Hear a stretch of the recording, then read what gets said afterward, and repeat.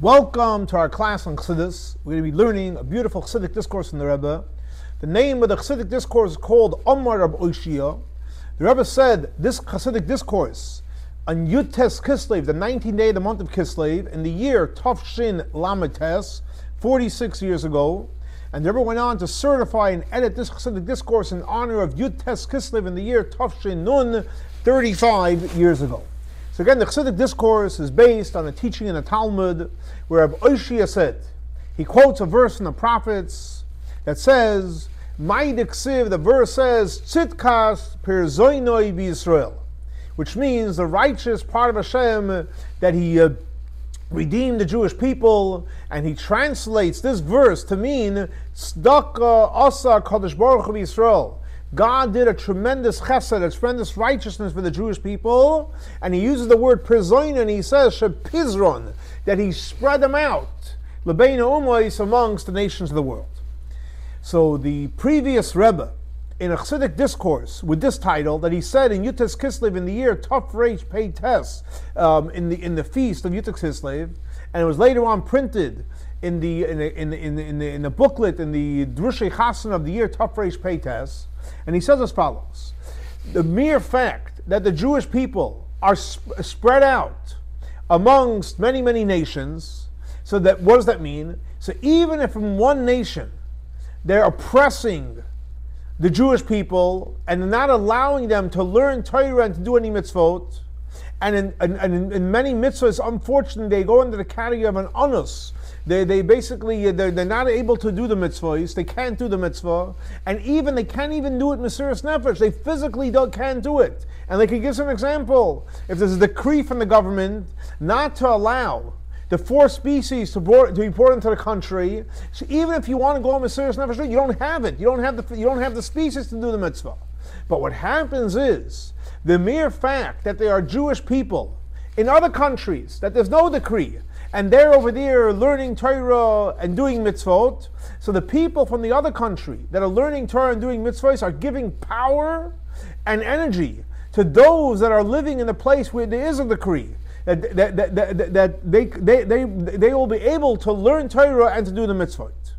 And there was to go from the lower level to a higher level. In other words, the beginning, they'll be able to learn Torah and do mitzvahs, mesiras nefesh, and self-sacrifice at least. And like the Rebbe says, we know there are many different opinions in Jewish law that even when it comes to a mitzvah, where the Torah says Yavor, Al Yarai, don't try to do the mitzvah, but you shouldn't kill yourself. A person, if he wants to, he's allowed to sanctify God's name and do the mitzvah, even if he's putting his life in danger. So that's the first level. Up to the next level, that afterwards you're not going to have to mesiras nefesh. And next level is you're not going to even have any tests. And you're not going to have anything that's going to stop you, because you're going to go out, you're going to have total freedom, you're going to have to learn Torah, do mitzvahs from a place of abundance. And like the Chazal tell us, the famous teaching, whoever fulfills the Torah, when you poor doesn't mean only financially, on whatever level you poor, you're not able to, eventually you'll be able to do the Torah and learn the Torah and do the mitzvahs from a place of abundance, wealth, and success. Now, since we know that the Torah we know is everlasting, it applies in every single time and every single place, like explained at length in the Chassidic discourse. So obviously, this charity applies even in places where there's no decree against learning Torah and the mitzvahs. So the question is, how does that apply? So the Rebbe says, well, understand this based on what the previous Rebbe taught us in the Chassidic discourse in the Drushim of the Chasana. So he says over there as follows: when it comes to the mitzvah of Pidyon Shvuyim, what does that mean? Someone's in prison, so it's a big mitzvah to redeem him out of prison. So there's a physical prison, but there's also a spiritual prison. In other words, just like, what does it mean someone's in prison physically? He's in a cell, he's in jail. And if you're in jail, you can't leave there. So that's on a physical level. But the Rebbe says there's also a spiritual jail. In other words, you can have somebody that's free, roaming the streets, he looks like everything is good. But sadly, he's in prison. Prison of what? Of his animal soul, of the Satan. And the Rebbe gives a simple example. It's hard to hear it, but that's the fact. He says there are people that are in business, and a whole day and a whole night they're so busy with their business, and they're literally a prisoner in the thoughts that are disturbing them, and they can't leave it. They're like, their mind and heart and soul is in a prison of business. And up to the point that sometimes they're like, they feel like they're trapped. And like the Rambam writes, in reference to Jewish law, that the Yetzer Hara is basically holding the person hostage. So therefore, what is stuck over there in that case? That Hashem went ahead and spread us all over the world, which means in places where you have an abundance and you're not oppressed and you have to work very 24/7 to try to make some money. What does that mean? That even there's somebody out there that unfortunately, sadly, he is in jail, a spiritual jail, because he's solely preoccupied and you don't have a minute of peace and freedom. So the way he goes out in prison, you can't take yourself out of prison, because the fact is, the rule is, someone that's tied up in prison can't take yourself out. But if there's another Jew that's not in prison, in this thing that you're going through, in other words, even though that the person that's taking you out, he has his own prison. Everyone has their own limitations. And in certain areas, yes, you're like a real prisoner. That the Yetzer Hara is taking you over in reference to another mitzvah you're struggling with. But the fact is, every single person has areas that you're in prison, that you lock yourself up and you can't get out of it, and every person has areas where you're free. So in regard to the areas that you're free, because the fact is, we know that the Yetzer Hara doesn't totally attack a person in every mitzvah. He picks certain ones and he gets you, to loosen up excited about doing a mitzvah, or gets you obsessed doing something you shouldn't be doing. But the fact is, as long as you're doing something which is appropriate, and the fact is, the Yetzer Hara, when he comes to try to trick you and he tries to convince you, he tries to convince you with something specific. And the fact is, we know that every single generation has a different Yetzer Hara. And like the Rebbe gives an example, in the times of Menashe, what was the big attack of the Yetzer Hara? How did he attack the Jewish people? Idolatry. It was a time that idolatry was rampant amongst the Jewish people, and however, the generations afterwards, it went away. Up to the point, Rebbe says that the Yetzer Hara of idolatry really doesn't exist anymore. It was totally killed. So, but the same thing also applies in every time. Every single person has their thing that they're weak and they're, so to speak, they're in prison with, and you have certain things that you excel in. And like, for example, like there's a famous teaching in the Talmud where it says, "Avucha b'may havasarei tzvei." Everyone has their mitzvah they love doing. But the fact is, the one that you love doing, that's what the Yetzer Hara tries to attack you on. But when a person does the mitzvah, that the ones that the Yetzer Hara is, so to speak, not attacking you on, so then you're able to overcome, you're able to help the person that's struggling with that mitzvah somewhere else. And that's why it says, Hashem went ahead and did a charity with the Jewish people, that he spread them amongst the nations of the world. What does that mean? Because what's pidyon shvum? What it means redeeming someone out of prison? It's the highest level of charity. And like he explains in that Hasidic discourse, that the mitzvah of charity, of redeeming someone out of prison, comes before any mitzvah. And there's no mitzvah as great as taking someone out of prison. And by Hashem spreading us all over the world, and the fact is, as we know, everyone has a different type of Yetzer Hara, so therefore you're able to go ahead and accomplish the mitzvah of pidyon shvuyim, because the fact is, everyone has areas where we struggle with, and everyone has areas where we're doing great with. So the areas that you're doing great with, you redeem someone that's struggling with that. The person might be struggling with that issue, he has an area where he's strong, and he redeems you, and that's what we're each doing on a spiritual level, pidyon shvuyim, by redeeming the other person out of their struggle. And he points out in that Hasidic discourse that according to this insight, that what does it mean? Tzidkas perzoinoi. The way it's translated, Hashem did a chesed that he spread us out all over the world. So he said, if that's the case, the verse should have said not tzidkas perzoinoi. It should have said pizroinoi. Not that he redeemed us, but actually he spread us around. So he explains in the Chassidic discourse, why does it say perzoinoi? So perzoinoi, the reason why he says perzoinoi, it's like the verse that says, Prazois taste of Yerushalayim, that Yerushalayim is going to be occupied all over, it's going to be spread out. In other words, that the kindness and the tzedakah that Hashem did with the Jewish people is by spreading that all over the world, so we can reach to a much higher level, and higher than before He spread us out. Just like when you reach Prazas Teis Yerushalayim, with things you're able to expand the borders, and that's why they use the term Pirzoinei versus Pizroinei, because the ultimate goal is to reach a level where you're going much better and much stronger than before. And we'll understand this based on what Chazal tell us, that anything that exists in the world exists in the human being. As a matter of fact, the human being is called an Olam Katan, or a small world. Everything that exists in the whole world exists within us. And a person has to say that the world is created for me. So obviously we are a small world. So therefore, in the Adam, in the human being, and we're called an Adam, so we have everything. So what the Rebbe wants to focus on one idea is there's something which is called Jerusalem, Yerushalayim. We all have within us something which is called Yerushalayim. What does that mean? It means even in the times of exile, and yes, unfortunately, because we sinned, we're in exile, and we're not necessarily in Israel, and this idea that we were basically taken out of the land, and we're not in Eretz Yisrael, it also applies to the Jewish people that are living in Israel, which is eventually rebuilt. But what's the idea of Yerushalayim spiritually? Yerushalayim spiritually exists today as well, and every single person has the idea of Yerushalayim. So the physical Yerushalayim and the physical temple we don't have, but Yerushalayim on a spiritual level does exist. What is Yerushalayim spiritually that we all have? And Rebbe explains like this: what is Yerushalayim? Yerushalayim comes from two words: Yira Shalom. What is Yira Shalom? Complete level of awe for Hashem.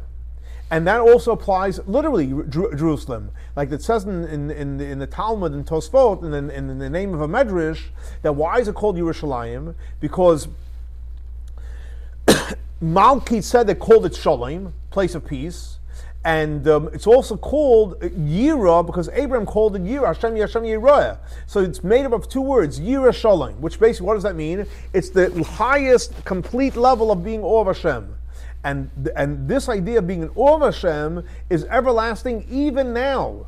Because the fact is, every single one of the Jewish people, even in exile, at least on a concealed level, we all have the power of the idea of Yerushalayim, which is complete awe for Hashem. How do we have that? So we'll understand this with an introduction. In reference to Jerusalem, which we said, what's Jerusalem? Now we have a buzzword. Jerusalem is the name. What is Jerusalem referring to? The complete awe for Hashem. And it applies to us in our spiritual service of Hashem on two levels. So he says the many places explained what's the idea of Yerushalayim. It's awe of Hashem, and it comes in the level of awe. You have awe for Hashem, and that's why it says that there's a Jerusalem down here in this world, and there's Jerusalem on a high level, on a spiritual level. Why is that? How do you have two levels of Jerusalem? Because we know in awe there's two levels. There's the lower level of awe, which is basically Yerushalayim Shamat, the lower level of Yerushalayim, and there's the higher level of awe, which is the higher level of Jerusalem. And that's why Hashem says, I'm not going to come into the Jerusalem on high until I come first onto Jerusalem below. Why? Because even though, one second, the fact is, from a revealed standpoint, the lower level of awe is lower than the higher level of awe. But nevertheless, since that the lower level of awe, where does it come from? It comes from the higher level of awe. And up to the point it's really one. So therefore, through the fact that we have the lower level of awe, that we're able to reach the higher level of awe. So the first idea of Yerushalayim is a higher level of awe, lower level of awe. By having the lower level of awe, Yerushalayim Shemata, we're able to enter in the highest levels. And from the continuation of what he explains over there, it's understood that another level is that Jerusalem is also the point of awe which is above intellect. In other words, it's a point which is above any description, because the fact what we have, and as it comes from the essence of our soul, which is above any levels of revelation. So what we have is two ideas. One level of Yerushalayim is this lower level of awe, higher level of awe. We connect on the lower level, and through that we go to the higher level. The deeper idea of Yerushalayim is that no, it's the point of awe for Hashem, not based on logic, not based on any region, based on any reason, and the reason that this level is called Yerushalayim. Why is it called Yerushalayim? Why is it called the complete awe? Because the true and complete level is when something is totally complete, and therefore any level of yira, if it's that's revealed, and even if it's a level of awe, but since it's a revealed level, so it's possible it's not perfect. So that's not complete, and that's not true. But the real, true, complete awe is when it's beyond logic, and that's something that every single Jewish person has, the capacity and the ability to connect to Hashem above logic by the essence of our soul, with basically which is beyond logic, beyond emotions, and everyone has that, even in the times of Galut. Now, even though this idea of Yiras Shamayim is very high level, which is above intellect, it's above any limits, but the fact is there's many, many levels to it. And the true level, infinite level, when is that going to be? This powerful level we connect to Hashem, that's obviously when Mashiach comes. And that's why when it comes to the future, when Mashiach comes, it says, Prazois Teisi Yerushalayim. Yerushalayim is going to be spread out all over. And Rashi says, what does it mean it's going to be spread out all over? Rashi is very simple. There's not going to be a limit. Jerusalem is going to go without limits. And there's obviously going to be many, many levels of growth. And like Rashi says over there, it's going to be grow from day to day. And that's why it says, Tzitkas per zoine b'Yisrael, that, and the way Oshia translate, Hashem did a chesed for the Jewish people, that He spread us out all over the world. And this is the verse says, like we said, it's a pizon that he spread us out, which is the idea, which he uses the term pizonoi, because the kindness that Hashem did for the Jewish people by spreading us out is the ultimate goal is that we should reach the higher level of pizonoi, which is off the charts. So in other words, Hashem spread us out, but the goal is that from spreading us out, we should reach the higher level of Prazois Teisi Yerushalayim to the infinite level. And there's two ideas. In other words, why did Hashem spread us out in exile? Because when we're spread out and we have obstacles and we have challenges, etc., by being spread out all over the world, so what happens is it awakens within us that point of Yiras Shamayim that we all have, and we reach to the infinite place. Because if we're not pushed against the wall, we're not going to go deep. And not only that, there's a step further, that the idea of prezoinoi, what does that show us? Like we said, Prazois Teisi, we're going to spread out all over, that when a person awakens within themselves, that deep level of Yerushalayim, the Yiras Shamayim, and during Galus, we're going to have afterwards a major upgrade in our being awe of Hashem, which basically is going to be infinite, just like it's going to be in the future when Mashiach comes. And Rebbe says we can say this idea of Prazois Teisi Yerushalayim, which basically means, now that we know what it means, it's basically the internal part of our God, of our Yiras Hashem, our being awe of Hashem. There's two components to it. One is that the essence of Yiras Shamayim is no limits. A, that's no limits, and B, it gets spread out without any limits. And in that itself, you have two components. In other words, you have the point of the Yiras Shamayim. It affects literally all the powers that we have, that it should be like the point. Just like the point is without any limits, so our intellect, our emotions also without any limits. And this powerful level spreads out into all the powers that we have. And not only in the powers of intellect and emotions, but even our thoughts become infinite. Our speech becomes infinite. Our actions become infinite. Just like Prazois Teisi Yerushalayim, literally. And besides the fact that Yerushalayim is the point, that from there, obviously, everything comes out to the whole world. And like you know, it says the Evan Hosea, the stone, the base of English, that's the source of any irrigation all over the world. But literally, besides that, the source all comes from there, but it literally gets spread out all over the world. Like it says clearly that eventually Jerusalem is going to be spread all over Israel, and Israel is going to be spread all over the nations of the world. So possibly you can add that this that it says pirzoinoi in the verse, not pizroinoi, which is connected to what he said, Prazois Teisi Yerushalayim. The ultimate goal is to have to be the challenge of Galus will cause us to reach into the Neshama, and that's what will cause us to greater success. It's also connected to the idea of the charity that Hashem did, that He spread us out, like He says in the beginning of the discourse. What does that mean? That the originally, like He explained, that when a person goes ahead and is learning Torah and doing mitzvahs in a place where you could, that gives power to those that can't learn Torah and do mitzvahs. Why is that? Because that a person goes ahead and learns Torah, and wherever you are, gives power to another person, has to give power to someone else. And the answer is because really we're all one. And especially when we connect to the fact that we're all connected to Yiras Shamayim, and we have the level of total acceptance, which basically that unifies all of us. So therefore, in order for the Torah and mitzvahs that one person is doing should affect and impact and be a source of energy to someone else, which that's the whole idea of the charity Hashem did by spreading us out, spreading us all over the world. So in order for your Torah and your mitzvahs to have an impact on someone else, the learning Torah and the mitzvahs has to be in a way that it's imbued with Yiras Shamayim. Prozis taste of Yerushalayim. In other words, that your awe of Hashem is in a way that it's totally spreading out to all over the world. East, west, north, south, all over. And the spreading out affects all over every part of our soul, even like you said before, our thought, speech, and action. Now, you can say, this is the reason that when it comes to learning Torah and doing mitzvahs, and that gives power to someone else, not only that someone that's in a place where with his decree and he can't do it, but even what we mentioned before, the idea that it affects someone that's struggling spiritually. And it redeems someone from their spiritual struggle. Why is that? Because every single person, even someone that's a wicked, even someone that's a Russia, the fact is every person has Yerushalayim. It might be deep, it might be concealed, but everyone has the Jerusalem within them. Therefore, every single Jewish person, whether you're a tzaddik, a righteous person, a Beni, the intermediary, or God forbid someone's wicked, we're all one. We're all one community. And like we know the word for a community in Hebrew is called a tzibur. A Jewish people is a tzibur, it's a community. And tzibur is actually made up of the letters tzaddik, vez, vav, and reish, which stands for, tzaddik stands for a tzaddik, a righteous person, the vez stands for a beinoni, and the vav and reish stands for virushaim and wicked people. That means all three levels. The tzaddik, the beinoni, and the rasha are all one package.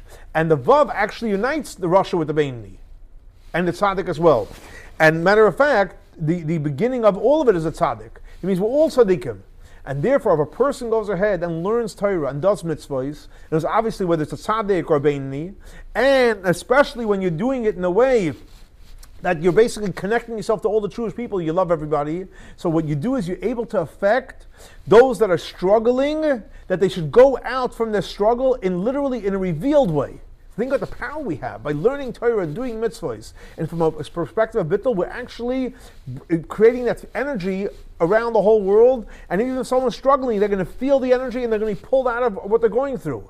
Now, this idea that learning Torah and doing mitzvahs of one person gives power to someone else, it's not only when someone is when someone's in a situation where he's forced that he can't do it, because of a government decree, or because basically he's struggling with his animal soul. But even though, when according to Torah, he can't do the mitzvahs. For example, if let's say you're living in America, you're living outside Israel. Any time you're living outside of Israel, because according to Jewish law, a lot of mitzvahs you can't do. All the mitzvahs that apply in Israel you can't do. And the same thing also generally in Galut. The fact is that people that in the times of Galus, even those that are in Israel, you can't do mitzvot that apply only in times of temple. But the fact that all the Jewish people in all the places and all the times are one, that means not only now, but even past in the times of temple. So the fact that the Jewish people in the times of Israel did the mitzvahs that apply to Israel, it affects those that live outside of Israel. And also the mitzvahs that were done in the times of the temple affects us today, because the fact is, all the people from all the generations are real one, and the Rebbe says something very, very powerful, that there's no such thing in a community doesn't die. So the community of the past, the community of the present, future are all alive. And therefore the mitzvahs of the ones that did it when the times of the temple affects us today. The mitzvahs that people are doing in Israel affects people outside of Israel. And matter of fact, the Rebbe gives a simple example. We know that there was, in the times of the temple, they brought sacrifices, and in times of Ezra, they brought a sacrifice, brought an atonement of the people of Tzidkiot from a different generation. And that's why the verse says, Tzidkas perzoina b'Yisrael. And what he translates as a tzedakah that Hashem did, that he spread us all over. And the reason why he says perzoinoi, not pizroinoi, because the righteousness Hashem did for the Jewish people is that he spread us all over, because by spreading us all over, we're able to reach a much deeper level of prozois, teisiv Yerushalayim, like he explained before at length. That's one reason. Another reason why it says perzoinoi, because in order to reach prozois, teisiv Yerushalayim, the abundance and the infinite, and to be all over, it comes that when a person is doing your service of Hashem in the times of exile, when we're spread out, but you do it in a way of prosos. Even when you're doing, you do it in a way of infinite. In other words, besides the fact that to go into the Jerusalem physically, which is going to happen when we're going to have the true redemption through Mashiach, hasn't happened. It happens through our spiritual work of Yerushalayim now. What is that? Complete all for Hashem. Because the fact is, the coming of Mashiach depends on in Bekoilek Yishmo, if we're going to listen to Hashem. And this idea of listening to Hashem, how does it happen? It happens by being all of Hashem. Because we know the Alter writes clearly in Tanya that the beginning and the main and the source of every service is that a person should be in awe of Hashem. In other words, in order for learning Torah and doing mitzvah should be complete, you have to have, besides the fact you have to love Hashem, you have to also be in awe of Hashem. So in order that we should have Prosas Teisha Shalaim, that Jerusalem should be spread all over the world, you need to do the avodah today of Prosas, which means you have to do it in a way without any limits. What's serving Hashem without any limits? That's Mesiras Nefesh, self-sacrifice, which means you're giving over your will to Hashem. And this, by serving Hashem without any limits, that's the proper preparation that we're eventually going to have, where Jerusalem is going to be spread all over the world, literally. And it's like the Talmud says, that Jerusalem is going to be spread all over Israel, and from Israel it's going to be spread all over the nations of the world. And this happens like everything we know in the future that happens, like Dr. writes in the classical chapter 37 on Tanya, by doing our action and our work in Galut, and generally speaking, it's by doing from the three pillars: learning Torah, praying, and doing mitzvot, charity. And like the Chazal tells in Tractate Brachot in the beginning, and in the beginning, and as follows, based on the verse, Pada b'shalim nashmi kravli, my soul was redeemed. So it says over there that whoever learns Torah and whoever does gemilas chesed, which means referring to all the mitzvahs, and you pray with the community, Hashem says it's if you've taken me and my children out of Galut, and especially by doing the spiritual work of spreading Chassidut, like we're doing now. We're learning Chassidus, we're spreading it all over the internet, all over the world. And by learning Chassidus and spreading Chassidus, that will cause Mashiach to come. Like the famous letter from the Baal Shem Tov that he heard in the chamber of Mashiach, that when we spread Chassidus, that's when the Mashiach will come. And that's the powerful teaching of tzedakah,